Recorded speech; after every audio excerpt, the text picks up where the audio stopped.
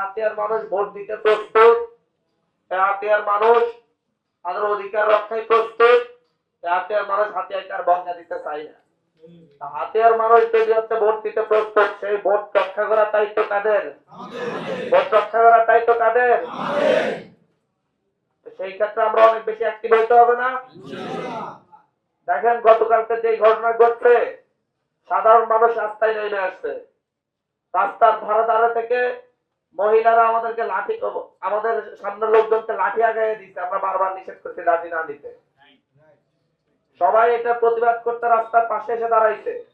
এটাই তো একটা গণবিপ্লব, এটাই তো একটা বিপ্লব।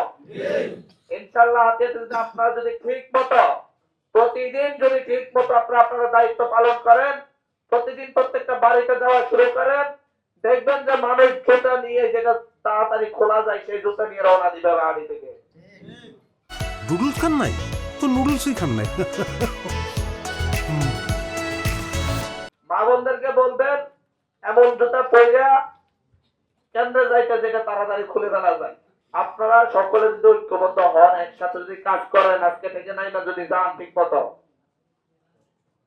যদি বাড়িতে বাড়িতে যাওয়া শুরু করেন, কেন্দ্রে যদি ভোটার উপস্থিতি নিশ্চিত করেন, তাহলে 680 ভোটে স্বামী সাহেবকে বিদায় করে দেওয়া যাবে, সন্তানীদেরকে বিদায় করে দেওয়া যাবে 680 ভোটে। আর হাতিয়ার মানুষ এত বোকা না, মিছিল করবে কিন্তু ভোট কিন্তু দিবে না।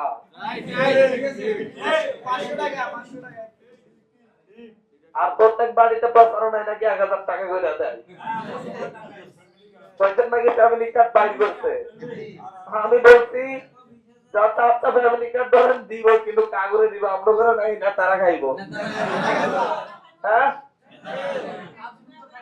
তাদেরকে বোঝাইবেন বার্তা, যারা ভূমিহীন আছে আমরা তাদেরকে ভূমি ব্যবস্থা করে দিব।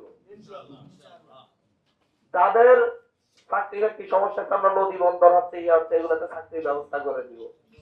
আমরা প্রত্যেকটা মানুষকে স্বাবলম্বী করে তুলবো ইনশাআল্লাহ।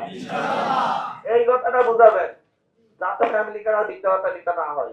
এই যে পরিবর্তনের জন্য আমাদের এই লড়াই, আমাদের মেইন লড়াইটা হচ্ছে হাতিয়াকে মুক্ত করা, ওই সন্ত্রাসীগুলা থেকে মুক্ত করা। হাতিয়াকে সন্ত্রাসীগুলা থেকে মুক্ত করার এই লড়াই আমাদেরকে অবশ্যই জিততে হবে ইনশাআল্লাহ। ইনশাআল্লাহ 24-এর গণঅভ্যুত্থানে সারা দেশে বিপ্লব হয়েছে, এবার হাতিয়াতে বিপ্লব হবে ইনশাআল্লাহ। আগামী 5 দিনের প্রচারণার পরে হাতিয়ার রাস্তাঘাটে মানুষ উঠে আসবে ইনশাআল্লাহ। প্রত্যেকটা বাড়ি থেকে মানুষ বের হয়ে আসবে ইনশাআল্লাহ। প্রত্যেকটা বাড়ি থেকে সন্ত্রাসীদের প্রতিরোধে প্রত্যেকটা বাড়ি এক একটা ক্যাম্প হিসেবে প্রতিষ্ঠিত হবে, এক একটা দুর্গ হিসেবে গড়ে তোলা হবে প্রত্যেকটা বাড়িকে। হবে ইনশাআল্লাহ, হবে।